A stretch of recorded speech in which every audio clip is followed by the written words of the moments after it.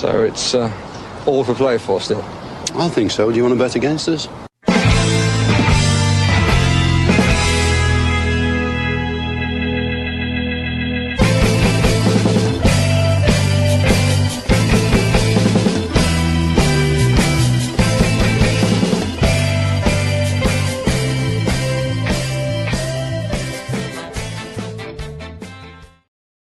Hello, Aston Villa fans, and welcome to For the Love of Paul McGrath podcast. And this preview of Brentford versus Aston Villa. Villa obviously going away to the G-Tech this weekend, looking to get their first 3 points of the season. And I'm joined by the wonderful Jay White, back again after doing last week's preview as well.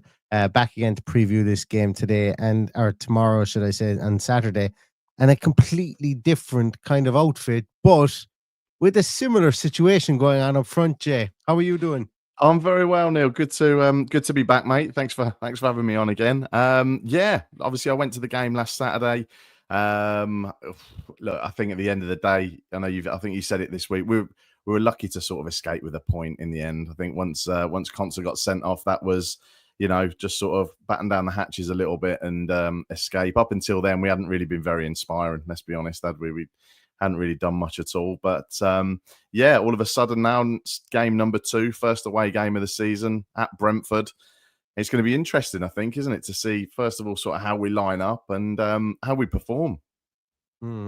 I think absolutely. And obviously their star forward from last year went to Manchester United, and their second star forward is refusing to play, albeit that Keith Andrews, who will talk a bit, I've got a few bits to say on Keith Andrews.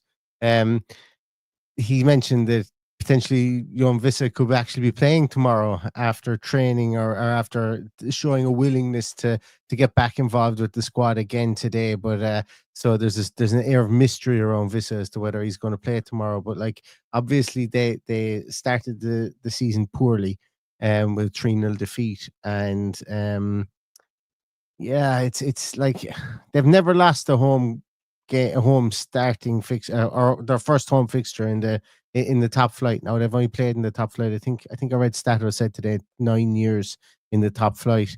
So look, there's not a huge sample set there, but look, the G-Tech's a difficult place to go. But I just think the upheaval that's been at that club over the last 3 months has just been immeasurable. I think of all the clubs in the Premier League, they've been absolutely stripped. Really have. I can't remember a summer that has been so disruptive for teams outside of that top 6. And you could argue that it's been disruptive for the top 6 teams, but in a positive way because of all the signings. I mean, you look at obviously Chelsea, and the amount of players and everything that they've scored, but players, winning tonight. And I think Brentford, obviously the Mbeumo going to United, as you say, the whole saga with Visa, it is going to be unsettling. I know they signed was it Utara from Bournemouth? Yeah.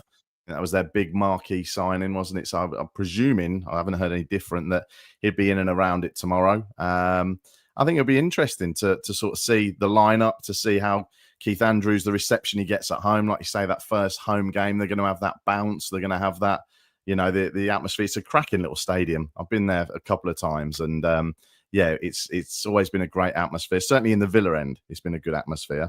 And we've done well the times I've sort of seen us there. And I think for us, Ollie Watkins is going to play a massive part tomorrow. I think if he needs a goal, then this is the team to score against. He's scored 6 and 7, I think, against them over the time at Villa. So yeah, I mean, I'd love to see Watkins get on the score sheet. And again, us really just put a bit of a marker down. And after a difficult week last week, there's going to be changes, as we know, in our team. But yeah, hopefully we can, again, just sort of start well and get that momentum.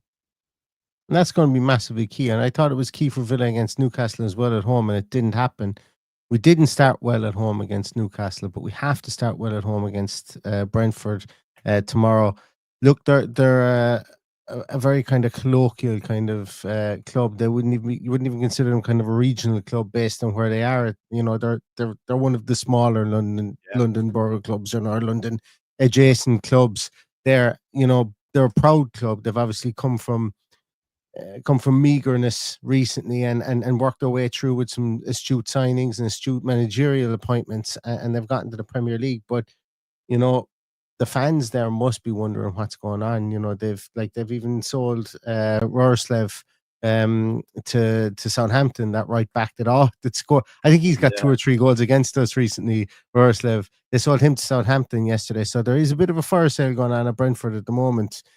And their manager, look, I'm not here to just kind of cut down an Irishman. I'm certainly not. Why would I do that? You know, you've got to look after your own. But he is as I was absolutely stunned when they appointed him as manager. I was stunned. Now, he's supposed to be somebody who's got a very good football intellect and so on, but to make it like if Aston Villa appoint, like, and I think this is a good analogy. Thomas Frank was Brentford's Unai Emery. Yeah. And if Unai Emery left in the morning, do you think his name is after escaping me now, the fucking set piece coach at Villa just completely popped up. McPhee. Yeah. Do you think Aston McPhee will be in the running for the Aston Villa manager's? No chance. I mean, it is a strange decision. Like you say, the work that Thomas Frank did at Brentford was incredible. And it's, you know, I think you can put them on par with the likes of Bournemouth. You know, they've got small stadiums. Like you say, they haven't got the biggest fan base, but they've earned the right to be in the Premier League. And, you know, the managers that they've had in that time have you know, done the best that they could with the teams. They have spent money. You know, Brentford have got Kelleher in goal, I think now, haven't they, as well? Yes, Was it Liverpool he was at? I think it was, wasn't it? It was. And you know, he's again a good keeper. But I mean, when you hear a lot of the sort of pundits talking and everything nowadays, well, certainly this season, Brentford are one of the teams that are mentioned in and around the potential relegation candidates. Now, is that fair? Maybe because of Thomas Frank leaving and, you know, the likes of Mbeumo leaving, and obviously Tony was before that. But again, you know, a huge part. What's going on with Visa? You know, are they going to be in and around that? Possibly. And I think it'll, again, you know, second game of the season, but I think for Villa, it's an opportunity to hopefully put on a bit of a show. You know, we should be buoyed, you know, from Morgan Rogers, especially after the week he's had. I'm hoping. I thought he was pretty invincible last Saturday. It was a tough game, don't get me wrong, but hopefully he will really come into tomorrow with a real spring in his step, and you know the players will feed off that. I think that's I hope that is. Oh, Villa, you know, Villa can harness, I suppose, whatever team that they put out, that there's a small bit more of a pep in their step anyway tomorrow for sure. Yeah. I'm going to highlight the 2 teams here. So just in case, for any of you guys that are unaware, I've started doing a bit of I've started writing for Playmaker Stats and for One Football, and I have something else in the pipeline that potentially I might be able to announce next week as well. All going well. But it's something that I just wanted to kind of branch into to kind of keep my mind active more so than anything else. So wrote a small little piece here in Playmaker for Playmaker Stats today. I'm just going to go down to it. Actually, before we do that, we'll take a look at what the Brentford fan said from Talk Bees. I actually know the guys from Talk Bees there. And they said, after a harsh introduction to Premier League life for Keith Andrews, this weekend he makes his home debut in West London against a settled Aston Villa team. An all-round strong side kicked off their Premier League campaign against Newcastle last weekend, earning a point having played over 20 minutes without centre-back Ezri Konsa, and we'll get on to Konsa in a moment. A good point against a fantastic side, it must be said. However, Konsa's red card poses a major loss for Villa this weekend. The Brentford strike force could look to exploit, and I actually agree with that, given the pace that likes of Shade and Ouattara have there as well. Following a bleak day out last Sunday against Forest, littered with defensive and positional errors, I think Saturday's fixture will show vast improvements. Players are returning. Andrews has that nervy first game behind him, and the backing of the home crowd gets behind us once again. Having said that, I do think that once again we will come up short. Aston Villa are a top side with some fantastic firepower going forward, including Ollie Watkins, who scored in both meetings against us last season. Should be a tough afternoon, but I got faith we can produce a performance to be proud of this weekend as the management starts to further bed in, and they're going for a 2-1 Aston Villa win. I wrote here saying that Villa's opening day draw with Newcastle was a flat affair, and one that Villa boss Unai Emery will want to see improved upon. Playing at home, the spark in attack wasn't there. They also could have. They also had the black cloud of SCR and PSR hanging over them. So football seems like a secondary issue for the fan base. This coming game at the G-Tech will be an opportunity for Villa to bring football back into focus. They'll have to do that without Ezri Konsa, who will serve a ban, bottoming his red card for a pullback on Anthony Gordon. Villa will be buoyed. The young player of the year, Morgan Rogers, will be one more week removed from that ankle injury sustained over the off-season, and he'll be looking to improve on last week also. Villa fans also will also be looking for the addition of pace in the attack via Malin and Gassan should Emery see fit to change up his more conservative approach from last week. All eyes will be on whether Tielemans starts in the 10 or reverts back to the 6, and if Onana keeps his place in the team after a good solid performance, Kamara could be deployed at right centre-back, and if that is the case, Onana and Tielemans could line up together in the pivot positions. Emi Martinez is a shoe-in to start and goal after his suspension, but Villa fans will be delighted with the performance of Bizat, that debut last week. Having a solid backup goalkeeper is something Villa have wanted for a while, and they may have found that in Bizat. I see Villa travelling to Brentford and hope with a tinge of expectation, and with that in mind, I'm going for a 2-1 win for Aston Villa. So, yeah, so like I think both accounts are pretty fair. I hate doing this because, do you want to be the jinx, or do I want to be the jinx if I say something no and next thing all of a sudden Brentford come out and get a humming performance and win 3-0. But look, I think based on what I watched the majority of that Brentford game back in anticipation for this, I think they're going to need more than just a bedding in from the management. It looked very disjointed. Yeah, I think, and I know, and they'll have Mikael Damsgaard back, which should link the defense to attack. But Jordan Henderson and Yammer Yarmaluk won't be pulling up any trees in that pivot position there, and Villa should be on them like white on rice tomorrow in some way, shape, or form. Yeah, I think you're right. I think we need that energy. We seem to lack a bit of pace last week, and when you've got the likes of Marlin on the bench and Gessan, from what we've sort of seen and been told, he is full of tricks and he's got pace. So I think that could be really key for us. I think, as you said, that sort of centre back position as well. Who's going to partner Mings is the ultimate question. Is it going to be Kamara dropping in like he did last Saturday, or is it going to be him at right centre back, which we saw in pre-season with Pau Torres next to him? I mean, it's a tricky one, isn't it? At the end of the day, Torres is a centre half, but Kamara is a right footer who has played centre half. So I guess we'll wait and see. I thought Onana did okay last week, if I'm honest. I think if he is dropped, it's probably a bit harsh. I think, and again, I guess it depends on the whole Kamara situation, doesn't it? Really, on where Emery plays him, and whether he starts Marlin. I mean, I see you've put Marlin in the team there. Will he be a bit more conservative away from home and use the likes of Marlin and Gessan to come on if needed and cause that problem on the hour? I guess we'll just sort of have to wait and see to see what that lineup is tomorrow. But what you've put there is quite an exciting team, I think. Mm-hmm. I had to do this on Thursday morning, obviously before Unai Emery had his press conference. I think he said something really interesting. He said, we're playing with 3 centre-backs, and he named 3 centre-backs in the Pau Torres and Tyrone Mings. Yeah. I like the way he said it. If you take it, like it's so funny, the way it was written in print media, it looks like he said, yeah, we're playing 3 at the back. The way you hear it when he says it, you go, yeah, we're playing 3 at the back. But when you then go, you then factor in the potential lost in translation, English being the second language, you go, he's listing out his 3 centre halves.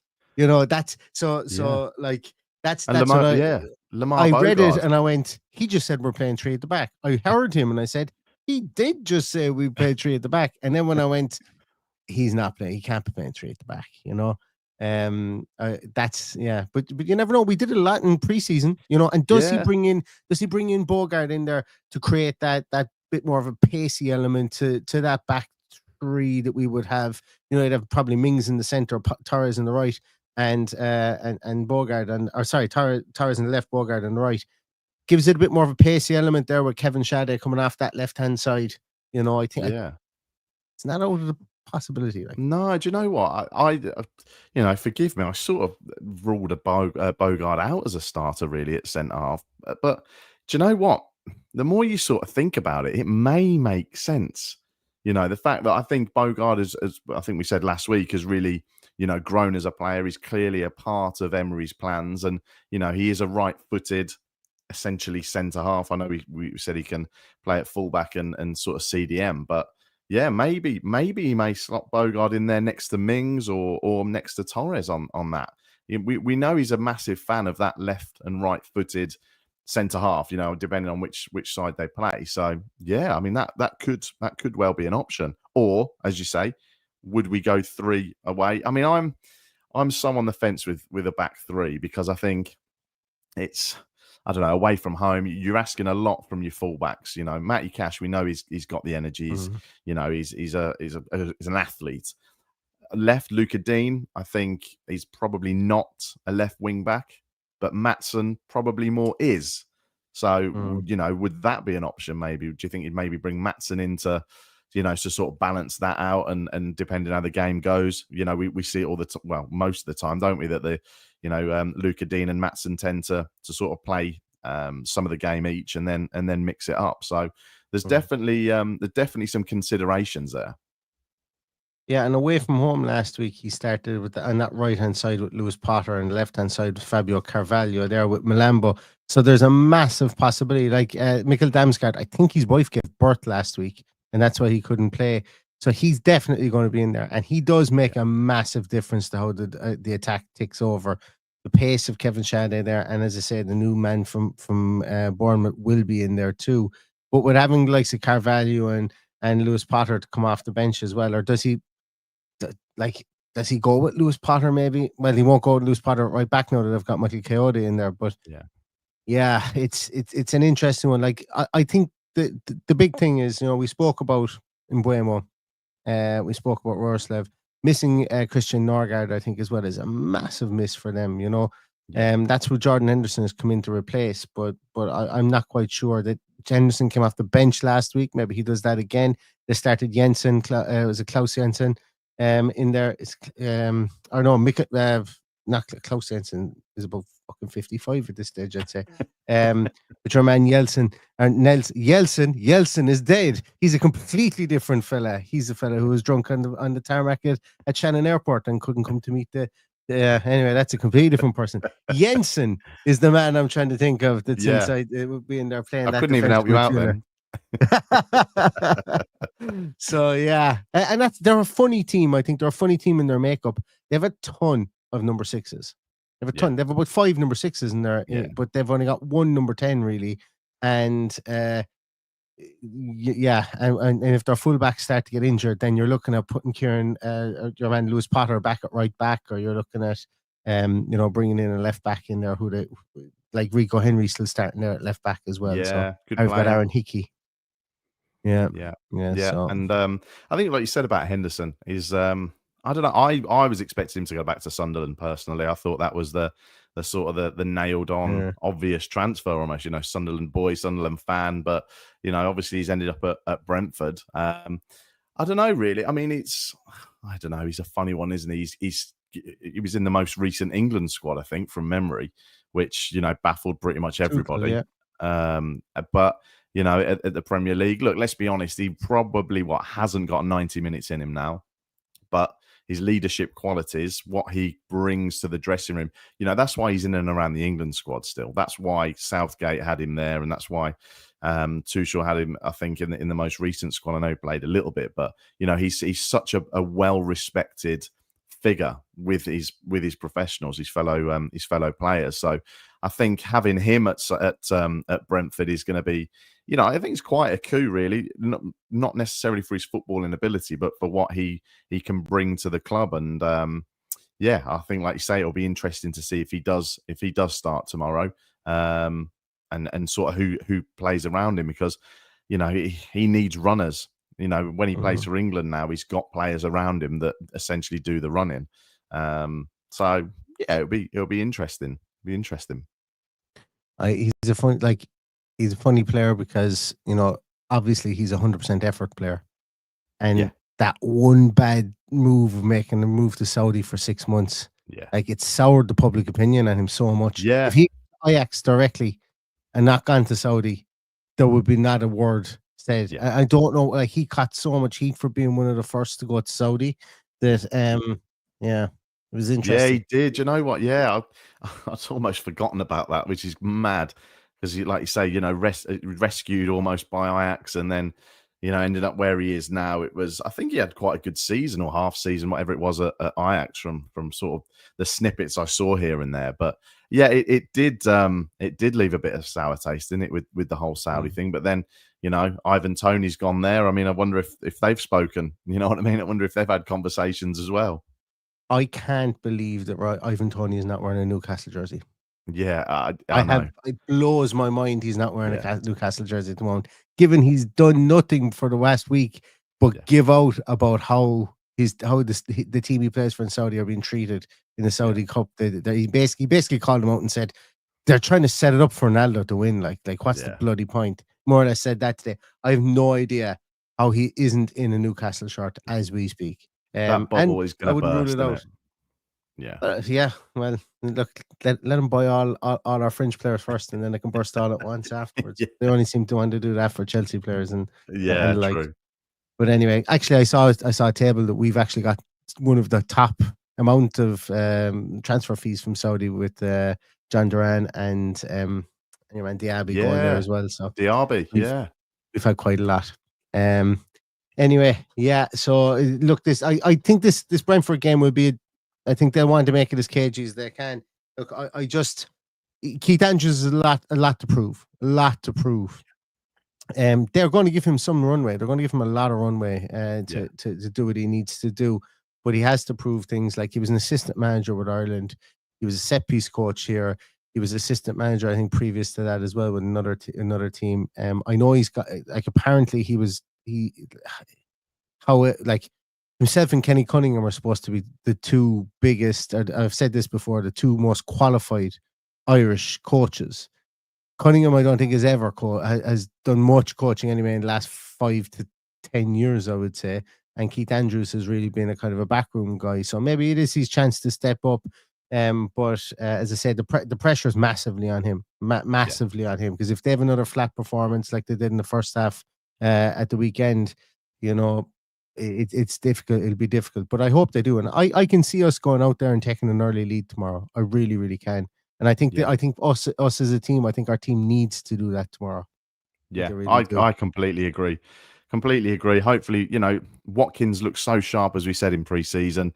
Last week he was, up against Dan Burn for 90 minutes pretty much, and Shah as well at the back, and he barely got a kick. Let's be honest, but I don't feel we sort of played to his strengths in that. I think that was a game to sort of trying to get the runners behind for him to stretch the play and get in. Didn't quite go as the way that we wanted. Like I say, escape with a draw. But tomorrow, I think it'll be interesting to see who's linking up with Watkins, Morgan Rogers, Emi Buendia. Is it a game for Emi to start and sort of have that? If it's not going to be a massively physical game like last week, is Buendia the key to unlocking that bit of space, that pass, that bit of creativity, flanked and supported, maybe with McGinn or maybe with who's it going to be? Probably Marlon, I guess, maybe as one of the wingers. Obviously Ramsey and Bailey both gone now, so we are two players lighter there. And I mean, Dendonka's gone. I know he wasn't anywhere near the first team, but Alex Moreno. There's been quite a few leaving this week. So all of a sudden it's okay. Well, that's some of the options that we did have, i.e. your Ramses and your Baileys, aren't now on the bench or starting. So, I know Jimo Aloba's been having a good pre-season as well. But yeah, it's going to be interesting to see how attacking we do start tomorrow. I think personally we'll be a bit more cautious, and then we need the 3 points. We need the 3 points. We should be going there, and this isn't arrogance or anything at all, Villa, but we should be going there and winning. See, I think he's a bit less cautious tomorrow. Do you reckon? I don't know why. I think he'll have looked at that, and I think he'll have been pretty pissed off at the first half for Newcastle. Like, he'll be pragmatic because he always is, and he'll see that as a point gained against the team that finished above us last year. But considering, I suppose, that we split the games last year, but we're 2 points down against Newcastle now. That should be the thought process, because we lost in St James's Park, we won at Villa Park, so we are now 2 points down on where we were. So I would like to see him go a small bit more adventurous, and it's not too much to ask, I don't think, to like, if you put John McGinn in the 10, you're going to get effort out there in the top of the field. He's going to come back, and he won't even play as a 10, he'll play as an 8. But then if you've Malen and Rodgers there, you can really catch these guys. Like, you can get in behind Michael Quade, who's a good footballer. You can get in behind Rico Henry, who's another good footballer. And I think we should. Like, Nathan Collins is a big favourite of mine. He is going to, like, if Brentford crash and burn this season, from the ashes will come Nathan Collins too. Like, Liverpool are very interested in him still. They're going to need still to have some sort of open heart surgery on their defense next year. Nathan Collins will get a good move out of it, because he's a good defender. Sepp van den Berg obviously came from Liverpool as well. He was playing in, I think it was Germany last year. But you can get around those defenders. You can isolate one of the two of those 1-on-1, preferably Van den Berg, and then see what can happen. Because Daniel Malen, Ollie Watkins and Rodgers should be capable enough, without having somebody in that 10 position, to swap and change between them and to move those defenders around, while leaving John McGinn further back, to kind of to be that buffer that can just patrol left and right, across that area. So we'll see. It's definitely something that I'd be looking forward to see how that three behind the striker lines up tomorrow. Yeah, absolutely. And I think, like we said earlier, I think that massively depends on who does slot into that centre-half position, because that will obviously impact Kamara. Let's be honest, Kamara's probably one of the first, he is one of the first names on the team sheet. So whatever happens, he's, in my mind, he's going to be playing. It's just whether he plays centre-half or midfield. And then, as you say, is that a case of Anana and Tielemans sitting in there, and McGinn on potentially one of the sort of flanks, with Rodgers in the middle, and it's considering we've got fewer players, it seems like we've got more headaches now, which is which is bizarre. And I also think, Neil, as well, that tomorrow's game, it could have an effect on the last few days of the transfer window. If we get beat tomorrow, I really think there's going to be an even bigger emphasis on getting these deals done. Look, we don't know what's going on behind the scenes, but what we do know is that there is activity. There's a lot of conversations going on. We are trying to get players in. We know that. Whether or not we're going to get the players that we want, time will tell over the next, about 7, 8, 9 days. But if we don't get a result tomorrow, then all of a sudden, you can flip it on its head a little bit and say, well, do you know what? We've actually really only got one recognised striker. And if something does happen to Ollie Watkins, which we pray doesn't, we are light up there. Marlin fills in as this sort of makeshift striker at times, as he has done. I'm sure Gessan can as well. But, beyond that, it's light. It is light. Let's talk about potentially some of the rumours, people that are rumoured to come in. We also have Emi Martinez to talk about, and we'll talk about potentially those guys going out. But what I want to do, guys, is just take a small break here in the podcast just to play a little advert from NordVPN. They've been kind enough to come back on board with us again. So here's a little advert from NordVPN. And if you are looking for any VPNs or anything like that, or any ways to potentially watch the games at 3 o'clock, let's just say, no matter where you are in the world, well, then NordVPN could be the one for you. The link is in our bio below. If you are interested, check out the offer there, and anything you can do to support the podcast will be very, very much appreciated. So here's a word just on our sponsors, NordVPN.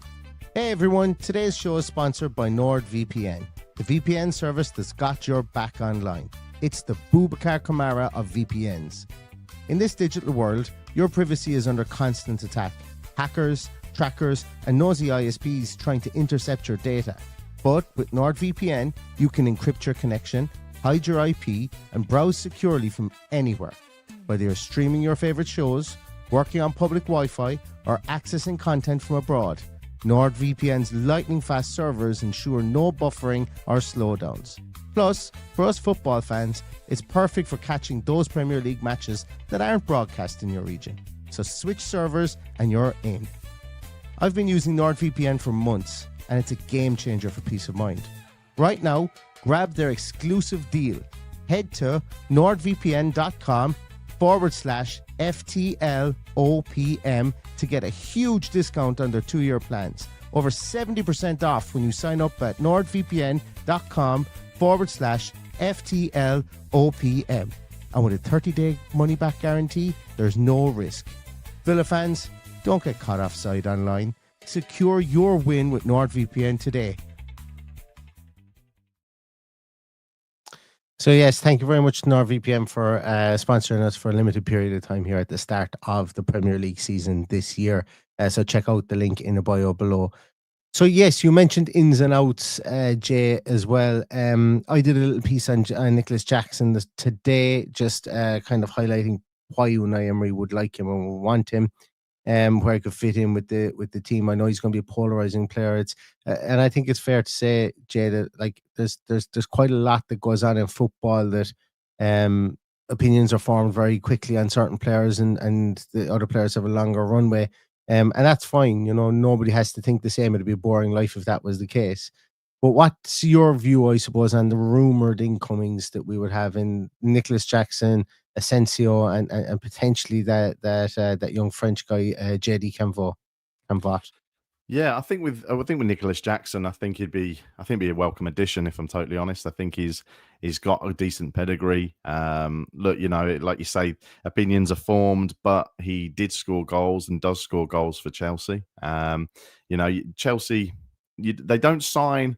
I'd like to say they don't sign bad players, really. They might sign a lot of players, and they do sign a lot of players. But I think Jackson has sort of, you know, had a bit of a stop start.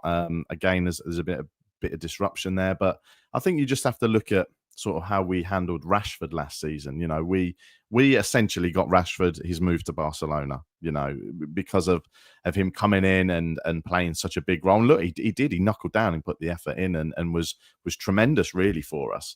And I think Jackson potentially could do the same. You know, there's a big thing about getting out the spotlight of that top 4, top 6 clubs. Villa are a big club. We know we're a big club, but you know, I think coming away from that and having that little bit more freedom, as Rashford did, could really help Jackson. And personally, I'd really like to see him join. I think it would be great. Asensio, I'd love to see come back as well. I really would. I think, again, a proven winner. I think that's the other thing as well. We talked about Jordan Henderson earlier. Henderson is a winner. He's won Premier League titles. You know, he's won a lot. And I think having someone like Asensio back in and around the squad, he's not going to start every game. He's not going to play every game. We know that. But actually, if he raises the levels of the players around him, you know, all of a sudden you've got this, you know, the young lad, Jimo, Aloba, other players there that are looking around, and you're seeing Marcus Asensio and you're seeing Nicholas Jackson again, like it happened last season with Rashford. Surely it's going to be a good thing. You know, I know people talk about wages and cost and everything else as well, but look, that's not my problem. That's not your problem. The club know what they're doing. You know, at the end of the day, we know it's restrictive. We know it's PSR has you know, dealt a cruel hand to us, really, because of the way that it's set up. But as I say, I think getting a couple of extra players in to strengthen in and around the squad can only be a good thing for me. I don't know a great deal about the third player that you've mentioned, but again, look, if Emery's looking at him, then I'd like to think he's going to be a decent player. We're still feeling the effects of sort of your Dendonkas and, you know, others that have sort of just moving on that were questionable signings under Gerrard. But look, you know, I think let's do everything we can to get them in. I think it'd be good. Yeah, look, no matter what way you cut the onion here, there's going to be one of the layers that's going to say we need to improve in the attack and we need to improve in defence. And the only area that we're actually stable in is the middle of the midfield. You know, we've got 6 good players who can play in those pivot positions and can play in the 10. Well, arguably just probably the pivot positions at the moment. But we do need a reinforcement centre half who's versatile, who can probably go out and play on the right. That young man, JD Canvoy, he's very interesting. I've done a piece on him before, and I've actually watched quite a lot of his stuff since. And actually, the more I watch him, the more I think the more I'm seeing qualities of essential defensive midfielder there.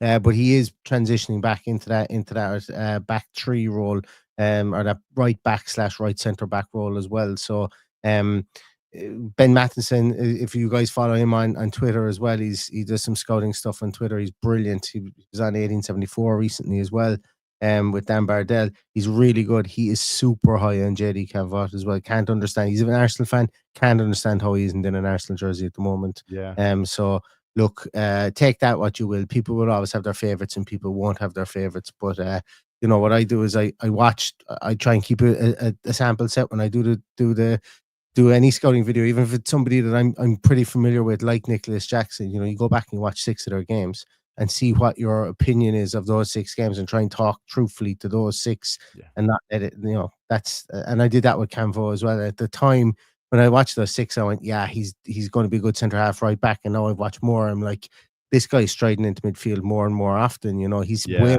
on the ball than I'd seen the last time. And just an interesting player, very, very interesting player. It'd be interesting to see what happens there from that point of view. Emi Martinez looks like he's going to start tomorrow. I thought that well. Much. Yeah, definitely. I thought it was really interesting. Bizot's quotes this week, wasn't it? That he said, "Look, you know, I know why I'm here. I'm here to push Martinez. Basically, I'm here to make Martinez sharper and better. You know, words to that effect. So you know that says a lot. I think for two angles, really. The fact that look, Emi Touchwood is staying. The rumours from Fabrizio, and don't get me started on him. Fabrizio and the others, you know, seem to have quietened down now, funnily enough. But yeah, hopefully Martinez is staying. You know, Bizot, I was so impressed with him last Saturday. You know, I think he actually got man of the match in the end, didn't he? I think certainly from through the Villa website. But look, Emi Martinez, we know who he is, we know what he is, we know what he's done for the club and what the club's done for him and what he's achieved. So I think we are only stronger with a World Cup winner in goal. Argentina's number one. World's number one. The what? Sorry. The world's number one. The world's number one. Yeah, exactly. I think the world's number 2 chant came out at one point for Bizot last week. So yeah, look, yeah, having Martinez back, we are stronger, definitely. He is mad, we know that, but he's our mad, and I just really want him to sort of get his head back in the game now and look, you know, crack on. Let's have a good season. Let's have a Martinez season that we had that came most of last season, but certainly the season before, where he was just, you know, incredible, and he just makes some unbelievable saves, and I think. Also, the way that he builds the play, he's so calm and collected on the ball with the ball at his feet. He knows where to pass. You know, the defenders might argue a little bit that, you know, he just put him in a bit of trouble now and again. But he has confidence in them, and I think his confidence that he's got in himself just sort of you know, can pass on to the rest of the team. So yeah, hopefully a big game from Emi tomorrow. I think so too. Lewis Dobbin left today, and I see this from Robbie there as well. Do you think getting Junior will play a role this season? I don't. I think he's gone. I think he's going to be going on loan. I think that's more or less a guarantee after Lewis Dobbin went today. I think it was Tanswell that came out and said, yeah, I expect Junior to go on loan as well. You know, it's all about paring down that squad cost so they can bring in players. Like, I think it's 100% guaranteed we're going to bring in at least 2 players in that forward position. Now, it may not be the players that we've just discussed there. It may not be Asensio, although I do think Asensio is more or less nailed on. I think they're just clearing room for him to come in. And it may not be Nicholas Jackson, but I do think there will be 2 players that will come in that top the striking or the forward positions there as well. So yeah. And also, Paul, thank you so much for the super chat. I really appreciate it. Ian Taylor in the Woolshed tomorrow. I'm going up to see him. I'm going up to see that. I'm going to watch the game with the Leinster Lions tomorrow. And Tails is going to be in Dublin to watch the game with us. So our team sheet tantrums and our post-match tomorrow, I'm hoping to get them done. But it's going to be consequent of reception, finding a quieter place. And yeah, it'll be a bit more celebratory, I think, you know, going up there tomorrow. So I was going to drive up and drive back down again, but now I think I'm going to get the bus and have a few pints when I go up there and just enjoy it, because it's not often I get to go out and watch games with other Villa fans here in Ireland. So I might make the most of it. Plus, something came over my good wife. and she embraced me going away for the day, Oh, which never happens. you got a pass. I got a pass, yeah, but yeah, I don't know where that came from. I only had to ask once as well, which was fantastic. So wow, It's funny, isn't it? absolutely, Now you're almost worried about why. exactly, yeah, exactly, for sure. Just on this as well, look, and with absolute peace and love, Marzi, well, you said Soldier Soul, Neil, with the ads. No, we've explained this previously. We've explained that there's two projects that we have. One is to honor a former Aston Villa player, and we're looking to try and scrape together some money to do that and use the podcast as a positive influence for that. And the other one is to gather money to put on a gathering for Villa fans as well. Bring some players that we hopefully will be able to announce soon as well. And we've put on some gatherings before, obviously with Paul McGrath, with Ian Taylor before as well. And we did one over in the Aston Social as well. And the majority of the costs, yes, we did sell tickets for it, but there was still massive overheads that we had to cover with our own personal finances as well. So look, when the offer came up for NordVPN, we only took it so that we would take it on a limited basis to just pay for those projects that we want to do outside it, because we're certainly not looking to get rich or famous off this podcast. This is just a labor of love more so than anything else. But just thought I clear that up, and I know that you're probably only having a laugh and a joke there at that, and that's fine. I don't take any offense to it. Just wanted to clear it up for people who maybe didn't hear the explanation of that before, because we were cautious enough, really, with the advert specifically that we're going to play mid podcast. Obviously the ones on YouTube, we've no say over those, they just go in, and the ones in the podcast player, they just go in as well. But this one is a very pointed addition, that we did consciously take on. So just wanted to clear that up there as well. So that's the reason for that. Yeah, I think that's going to do it, Jay. I think that's going to do it. I'm looking forward to the game tomorrow, not just because I might get to have a pint while watching it, but I'm looking forward to it because it could be a way to kickstart the season. We need, like, a win tomorrow is good. On to Crystal Palace then, and then we've got a bit of a break. So it's going to be we kind of need a win tomorrow. In a lot of ways, we need a win tomorrow so that we're not 3 games staring down then of a bit of a break for the internationals, and then coming back then with work to do. A win tomorrow will kind of raise a lot of boats within Villa Park, allow us then to move towards the transfer window deadline then over Sunday and over the next week, should I say, really, and then try and get some business done with 3 points on the board, or 4 points on the board, because a win tomorrow allows us to say we're unbeaten. We have an unbeaten start to the Premier League so far, Absolutely. So it's and I think that's pretty important. I think that's pretty important. Yeah, definitely, mate. Let's get out there tomorrow and get the 3 points, see what the transfer window brings, and let's stay positive. Stay positive as Villa fans. Exactly. Right, listen, we're going to leave it there, guys. Thanks so much, everybody, for joining us. Really appreciate it. And thanks for the comments there. We will never be able to get to all the comments, but thank you so much for having discussions and break off discussions inside there as well. Really appreciate it because, you guys taking the time to watch this is important, and we can never give you that time back. But in the meantime, as I said, tomorrow I'm hoping to come on. The times may change even if I can get on for Team Sheet Tantrums. So I've got the stuff loaded. So a lot of it will be done on my phone tomorrow. So apologies for poor audio and all that if that does come to effect. But also the times may change as well. So just keep an eye out on social media, and I'll try and keep the times updated on YouTube. So if you see it's there for it's up for 1:45 at the moment. It may move by 15 minutes closer to 2:00, but just bear with me on that, because I'll be out and about and just trying to essentially, like, even Dublin City isn't the greatest at times in areas of a lot of people for getting phone reception. So that's just something we have to deal with here in Ireland at the best of times. So bear with me on that one. But we will try and come to you with Team Sheet Tantrum and post-match tomorrow. And obviously, if anything breaks in the meantime, we'll chat to you on that too. Villa AM will be out in the morning as well, just wrapping up all the news from today. So give that a look out as well. And thank you all for supporting that daily endeavour that we have too.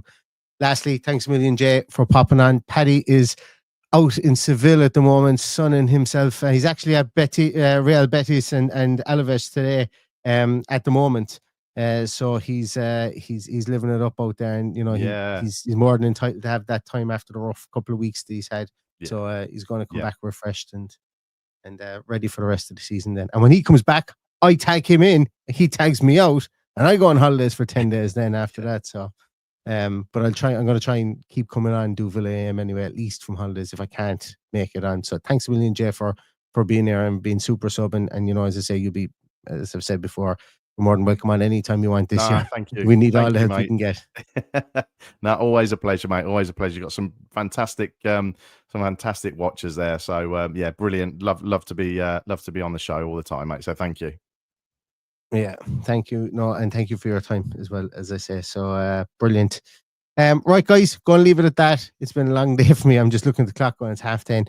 And I still have to record Villa AM. So I'm going to leave it at that, guys. Thanks a million. Stay safe, stay healthy, and all that's left to say is up the Villa. Up the Villa.